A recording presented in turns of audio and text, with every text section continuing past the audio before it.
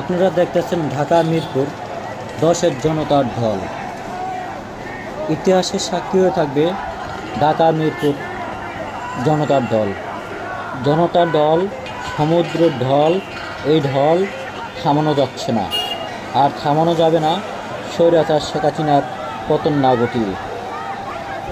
আমি কখনো মিরপুর বা ঢাকাতে এত জনতার চিত্র ঢল, যে যা পারছে ঘর থেকে হাতে করে বাচ্চারা পর্যন্ত নেমে আসছে।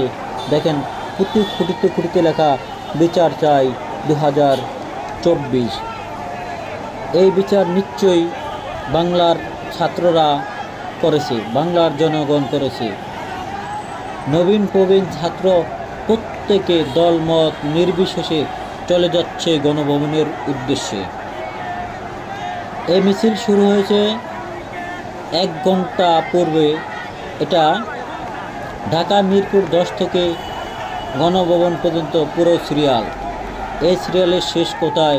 স্বৈরাচার হাসিনার পতন না ঘটিয়ে কেউ ঘরে ফিরবে না। এটাই ছিল আমাদের জনতার ওয়াদা, জনতার প্রতিজ্ঞা।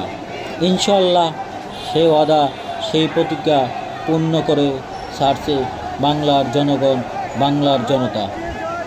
দেখুন,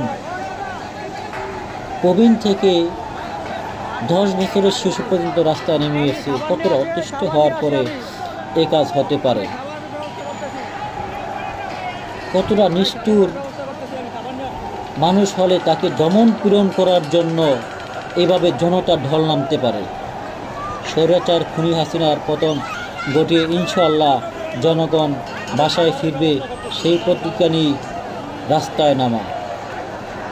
এখন আর গুলির ভয় করে না জনগণ, সেনাবাহিনীর ভয় করে না, পুলিশের ভয় করে না, র্যাবের ভয় করে না।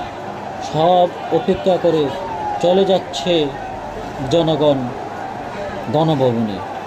স্বৈরাচার খুনি হাসিনাকে সংসদ থেকে নামানোর জন্য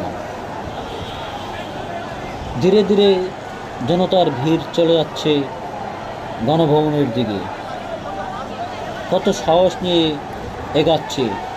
1971 সালে বাংলাদেশ স্বাধীন করেছিল 9 মাস সময় ধরে।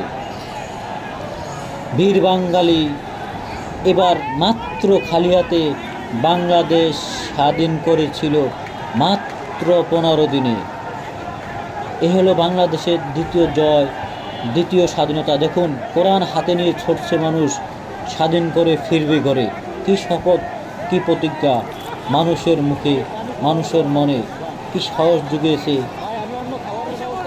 ইনশাআল্লাহ এই সাহস আমরা যেন এই স্বাধীনতা রক্ষা করতে পারি। যেমন পতাকা উড়িয়ে যাচ্ছি স্বাধীন করার জন্য বাংলাদেশ, আবার বিজয়ের পতাকা নিয়ে আমরা ঘরে ফিরব ইনশাআল্লাহ। এটি আমাদের দৃঢ় প্রতিজ্ঞা, এটি আমাদের আশা, এটি আমাদের চাওয়া।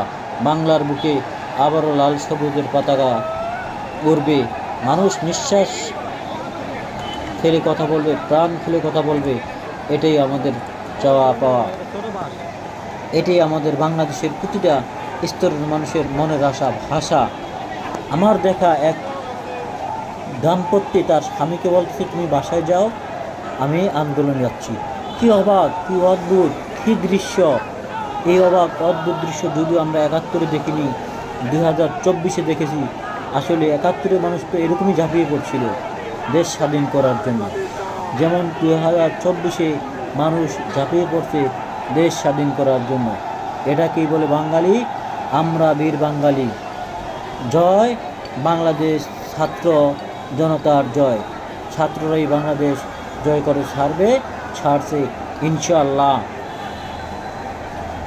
ইতিহাস গড়ে তুলল 2024 36শে জুলাই। আমরা বলবো না যে 5ই আগস্ট, কারণ 5ই আগস্ট ছিল খুনি হাসিনার শোকের মাস। এই শোকের মাস বাদ দিয়ে আমরা 36শে জুলাই শোকের মাস ধরে রাখছি। ইনশাআল্লাহ বিজয় সুনিশ্চিত। সবাই ভালো থাকেন, সুস্থ থাকেন। আল্লাহ হাফেজ। জয় ছাত্রদের।